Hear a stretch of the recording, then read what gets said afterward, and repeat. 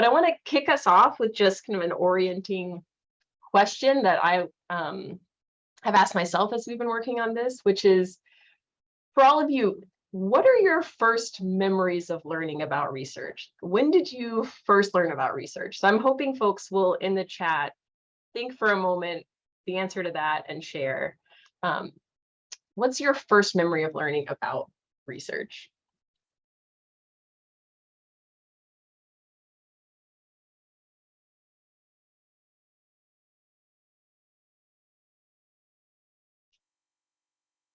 Were you in school? Were you not in school? What kind of school?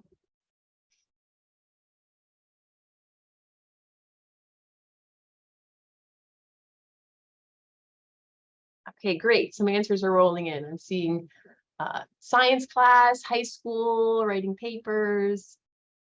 When you notice citations, people are saying undergraduate degrees.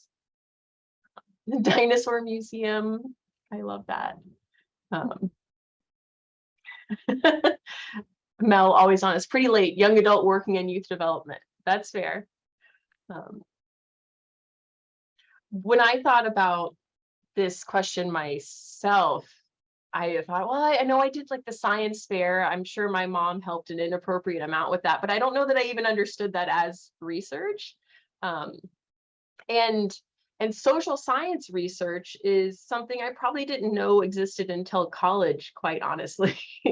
And our hope is that that the program we're creating might be a formative experience where young folks could look back and remember that they were introduced to social science research before college, before I learned about it. But if we go to the next slide, what I'll be talking about with Esther today is the Youth Investigators Program. And our goal in this program design is that for young folks who go through it, they'll learn to understand the research process, and they'll also feel empowered to ask their own research questions. And hopefully can answer this question I posed at the beginning with a little more clarity than I myself could. And to take steps back many years ago, this program idea emerged from an important question from the 4-H community, one that was posed to us as PRYDE. And folks on this call may be extremely familiar with PRYDE, or maybe you've never heard of us before. This conference just sounded kind of interesting. We host this YDRU conference every year, but this is part of a larger mission that I've included on the slide here. So PRYDE's mission is to create solid and enduring partnerships between county 4-H staff and Cornell researchers to the improvement of both science and service and to the benefit of New York State youth.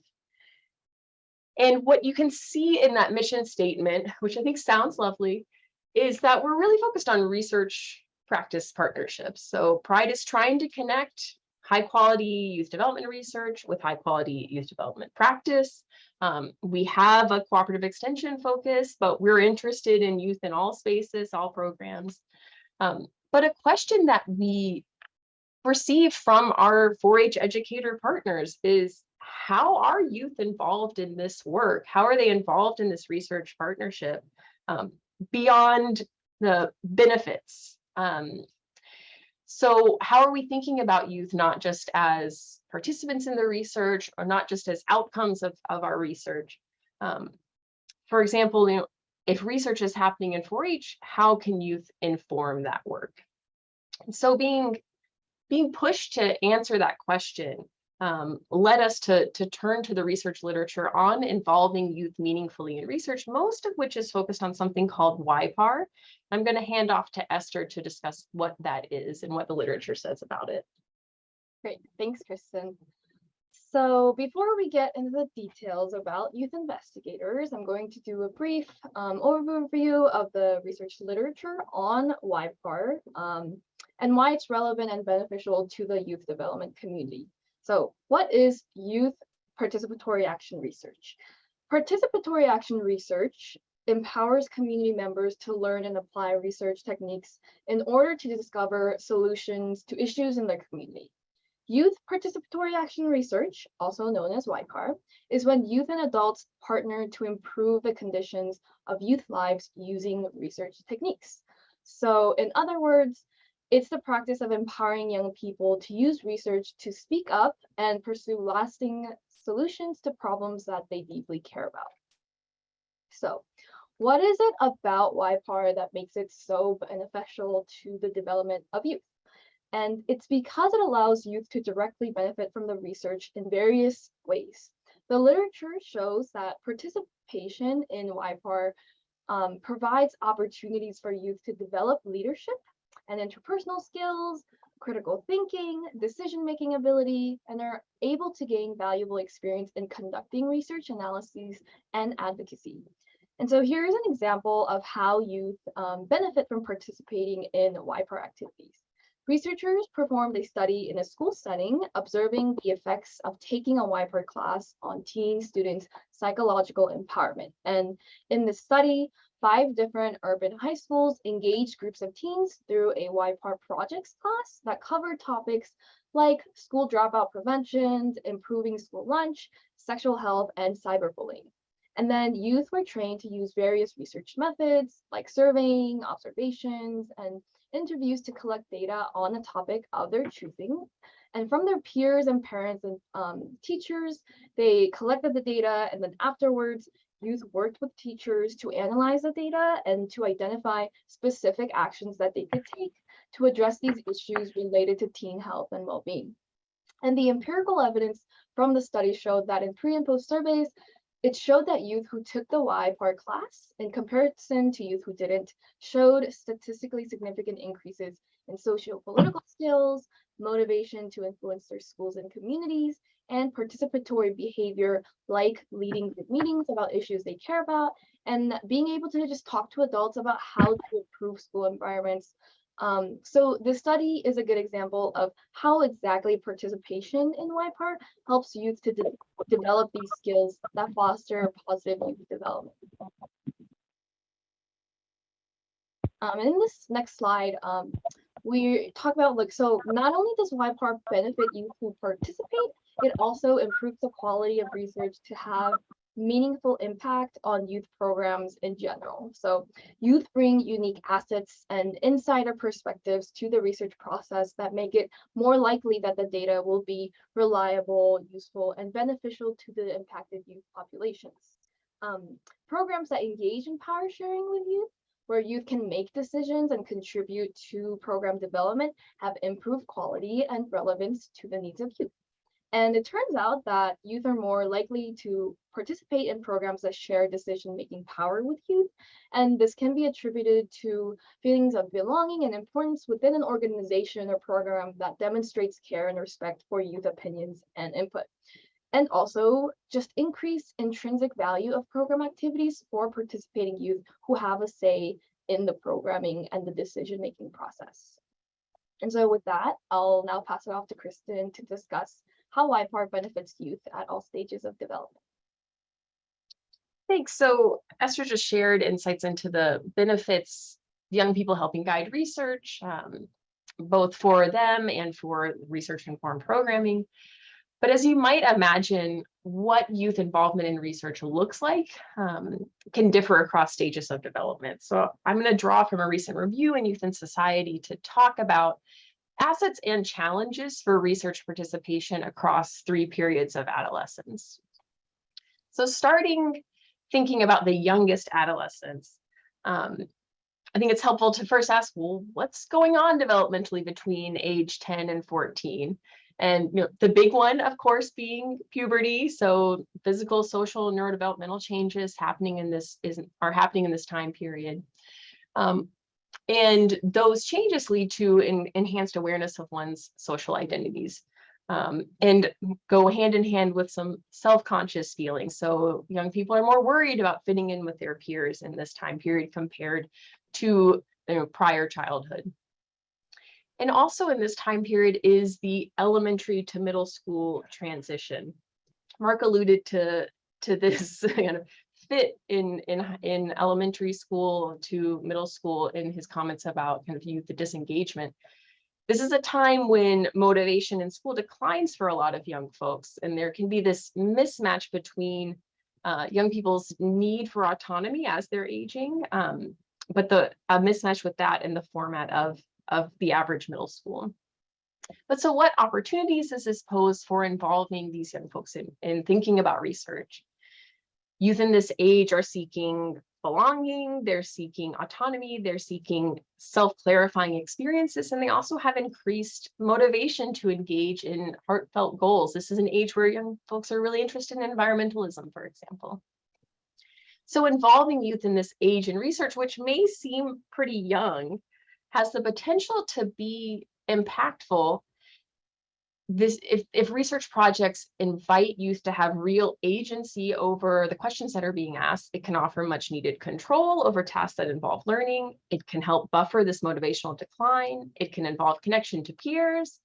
And it can also be a moment to preempt the gendered and racialized messages about their capabilities that young people are going to continue to receive even more acutely as they enter the next phase of adolescence.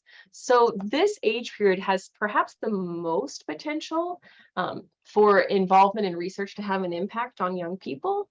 But one challenge is that the focus of research questions that young folks in this age might be drawn to often may center school experiences that they're sharing with each other. And for adult partners trying to do research work with youth, it may be challenging for them to recognize those questions as significant. Moving on to middle adolescence, so thinking about young people between the ages of 15 and 19, this is a period where young folks are having increased cognitive ability, they're better able to emotion regulate, although they are still involved in more risk-taking when in elevated emotional states compared to mature adults. Physical maturation is happening in this period. Kids start to look like adults in this part of adolescence.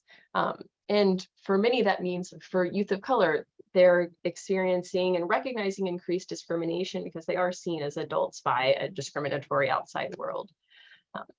This is also a time period where identity development is happening and critical consciousness development as well. So youth in this age group are really great candidates for projects that allow them to pursue personal passions that are becoming more crystallized at this age.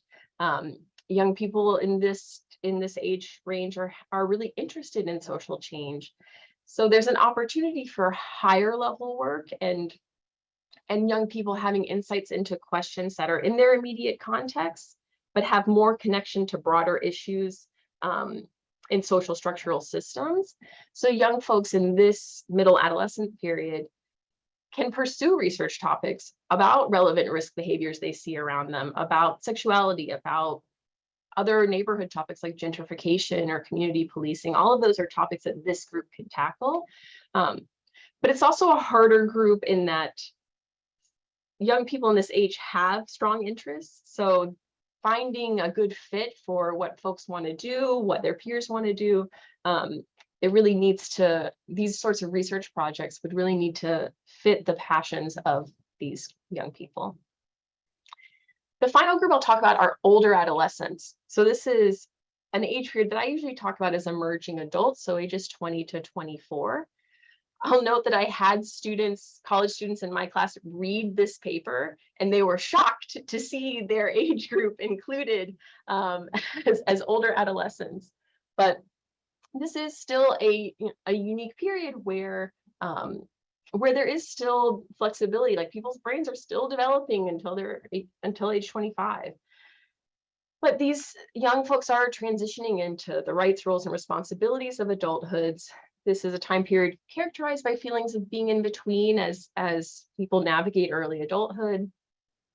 And what's exciting about involving these older adolescents, emerging adults as drivers of research is that they have the potential to impact really the highest levels of ecological context.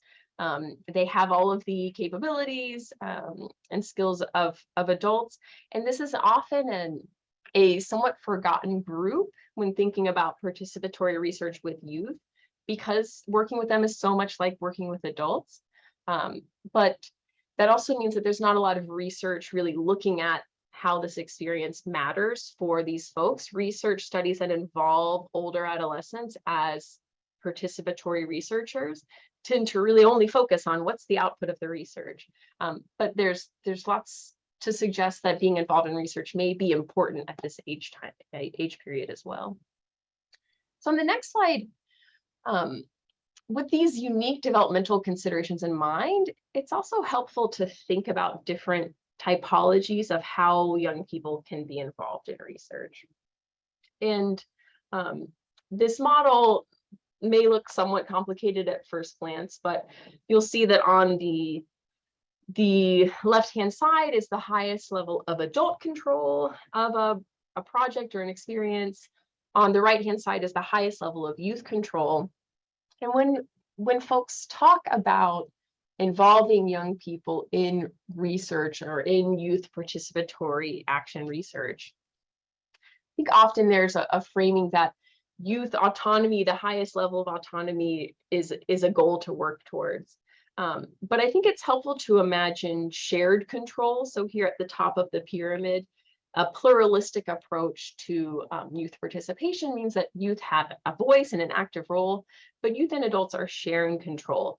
For PRYDE, I think that the type of control that could be shared in projects, this pluralistic control might be the most realistic way to think about involving young people in research, and to set young people up to connect to research happening in 4-H and PRYDE. This pluralistic control space is what I'd aspire to. And so for PRYDE, our question was, in the context of research, what preparation would help youth feel knowledgeable and supported to share control in that way? And what preparation would adults recognize as it would help adults recognize youth knowledge in ways that they can appreciate? So our question really is, how can we equip young people to participate meaningfully in the research process? So I want to be clear that the goal of this program design for PRYDE is not to build another set of Y-part materials. There are a lot of existing materials about how to include youth in action projects to address community needs. I know Mary Arnold has materials in 4-H specifically. So there are a lot of strong programs about how exactly to involve youth in action projects. But instead, for PRYDE, we asked, how can we leverage assets in our program to prepare youth to participate in the research process in meaningful ways? And we luckily could look to an existing model in PRYDE. So we have a training model, the PRYDE Scholars Program, which is for Cornell undergraduates. Again, I'll remind us that these are categorized as those older adolescents. So still young folks that can be involved in research for benefits in many ways. And over 2 years in our PRYDE Scholars Program, we teach students translational research theory. They take classes with me, they take classes with Tony.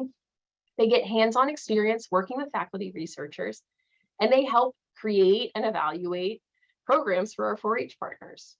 So looking to our own program led us to create a youth program in youth investigators that similarly builds research expertise with hands-on activities, but importantly, we were also able to involve our undergraduates in taking what they know about research to create this program for younger adolescents. So on the next slide, we landed on building youth investigators.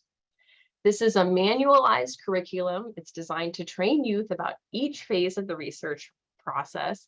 And we imagine it being a great fit for younger adolescents.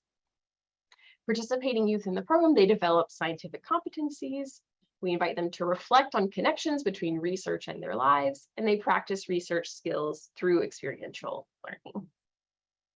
So just to give just a very brief overview of the creation process of youth investigators. This really was an iterative process, design process between our PRYDE Scholar students, so undergraduates at Cornell. And so I'm getting distracted by the the chat here. When you say younger adolescents, do you mean middle school age? So 10 to 14, so yes, middle school age. And our program in particular, we're thinking of as a particularly good fit between 11 and 15. But we'll be testing it out with some older adolescents too. So I'm excited to see where it's a great fit. But let me backtrack. So I was talking about the iterative design process. Youth Investigators is created in large part by the undergraduates that work with PRYDE. And as I said already, the creation of this program in the first place was prompted by questions from 4-H educators about how PRYDE should work with youth. But then we invited our students to be creators of these materials. And notably, PRYDE scholars have a lot of agency in the projects that they decide to take on. So they get to choose a capstone experience as part of their training with us. And this was something that our scholars were excited to build. The first group of scholars worked on this in the 2019 to 2020 academic year. And in that time, they received feedback from the PRYDE work team, which is a group of 4-H educators pictured here, a lovely group in the middle, and got to test out, well, what do you guys think about these ideas for lessons? Are these topics things that you think would resonate with youth? Is this a good way to introduce research? Though that feedback guided the lessons that were created. And then since then, 3 more cohorts of our PRYDE scholars have contributed to the materials in this program. So there have been a lot of minds and hands at work. And those cohorts also had opportunities to get feedback from our 4-H educator partners to ensure that we're building something that can work, that can be useful. And this work culminated with a pilot session last fall that Esther will describe more fully. But we finally got to test out these materials with young people. So if we go to the next slide, I just want to highlight that this program has allowed the PRYDE scholars, emerging adults, older adolescents to design a youth program and evaluation. They get to flex their own research skills in teaching younger students, which is a really empowering experience. You get to reflect on all the knowledge you've been gaining and do hands-on research as an undergraduate. But in turn, younger adolescents learn research skills through activities that speak to them because they were created by somewhat near peers. And we hope that they feel empowered with knowledge to ask and answer their own questions about the world. And I have to say one very short anecdote. One scholar in our very first cohort that worked on this project remarked that she wished she had had this program, Youth Investigators, as a teen herself. And our scholars have been so drawn to this idea of research skills as empowerment for young people. That's just been such a core motivation of this program. So I want to hand it over to Esther to show what it is. What does this actually look like? Great.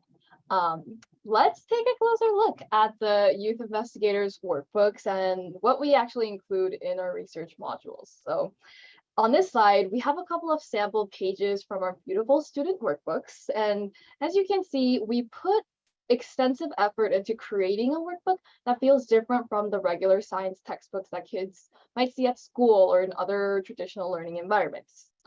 Notice the bright colors and images and writing spaces meant to draw students into engaging with the content. We work closely with a Cornell undergraduate design student in the Architecture, Art, and Planning department to minimize text and to maximize the workbook's ability to be interactive and just really focusing on the hands-on aspect of the program. So the general format of the workbooks is that in each module, it tells a narrative of a fictional high school student navigating the adolescent experience. And the narrative walks youth participants through a series of activities where we have the youth work together with each other to learn about how research can help the fictional characters solve various problems that youth of this age face, like, for example, wanting to go on sleepovers with their friends, but their parents not saying yes, or just having trouble staying awake during class. And now I'll take a brief moment to describe what's actually included in the curriculum by doing a brief overview of the research modules in the workbook. So the first module of the curriculum is called Social Science Literacy. And in this module, we begin by having youth try a fun Googling exercise to find an answer to a research question. And this practice gets youth to use online resources to inquire and collect information. And in that process, they learn to distinguish between data and other types of information reported in the media. Furthermore, youth gain familiarity with reading research publications and interpreting media reportings, which are all essential to developing social science literacy skills. In the second module, we teach youth about hypothesis generation and quantitative data analysis. Here, youth learn about what makes a hypothesis testable and viable by having youth practice generating hypotheses from observations. Youth also can try out their own quantitative data analysis activity that gets them to practice collecting and interpreting data using neat polling features on social media through their smartphones, a tool that youth have access to in their everyday lives, bringing attention to the fact that youth don't need fancy lab equipment or resources to engage with the research process. In the third module, we focus on qualitative data analysis, meaning we develop meaningful interview questions with the youth and teach them how to conduct successful interviews by actually having them do their own interviews with their peers. And afterwards, we have youth interpret qualitative data collected through their interviews by doing a thematic analysis activity. And by having both quantitative and qualitative examples in the program, youth learn that there are different types of data collection methods that are optimal depending on the research questions they might have. In the fourth module, youth learn about disseminating research. This module teaches youth how to interpret data graphs and to draw conclusions. And we also discuss different research dissemination methods to get youth to learn how to share knowledge in meaningful ways by having youth brainstorm ideas to create an audience-tailored communication product. Like we have them tweet research to their friends or their peers, or we have them do a mock school board presentation to try and persuade adults to make policy changes about school start times. And so as you can see, the activities in the workbook try to provide examples for teens about how they can use research to address issues that are relevant to them at this age. And finally, the last module in the workbook discusses ethical issues in research. This module facilitates discussions about identity and personal background as they relate to the research interests and interpretation of data. And so the youth learn about the American Psychological Association's ethical principles for researchers to ensure that we are training youth to become responsible and ethical researchers. And so we apply an ethical principles to study design by having youth do a choose your own adventure activity that has a community engagement lens by having the youth help a character in the workbook address a community's nutritional health problem. And so when youth have completed all 5 of the modules, we envision that they graduate from youth investigators ready to put their newfound knowledge into action. There are several different ways you can get involved with doing research after they graduate, including being able to work on their own research projects in 4-H spaces, to join research teams with PRYDE faculty and students, or even just to mentor other students and peers to learn about how research can be empowering for you. So now that we've discussed the program contents, I'm going to share what youth had to tell us after trying out the program through a pilot we ran. Last November, we performed a pilot implementation with 15 4-H youth ages 11 through 16 from a mix of Wayne, Suffolk, and Albany counties. And the pilots were facilitated by the PRYDE Scholar undergraduates, where small teams of college students led each of the 5 modules with different groups of youth. And in preparation for the event, we spent a lot of time that fall semester getting our scholars familiar with the material by running mock sessions of the program with our college students. And once the scholars were ready, we recruited youth to participate in a 90-minute session where they spent an hour doing one module, and then they spent the remaining 30 minutes providing our undergraduates with feedback on what they thought about the program, with emphasis on what could be improved to make the program successful in the future. And so we used 2 different methods to collect feedback information from the pilot. First was a survey that asked participants to rate the program, and then the second half of the feedback we spent in focus groups where we asked for in-depth youth opinions about the program. So here's what we learned from the pilot. We were very happy to find out that youth feedback was largely positive. If you look at the chart on the right, it shows the average youth rating for the questions we asked the youth through the feedback survey. We asked participants to rate how interesting parts of the program were, what they learned about how to understand research, and whether or not they would be interested in signing up for youth investigators.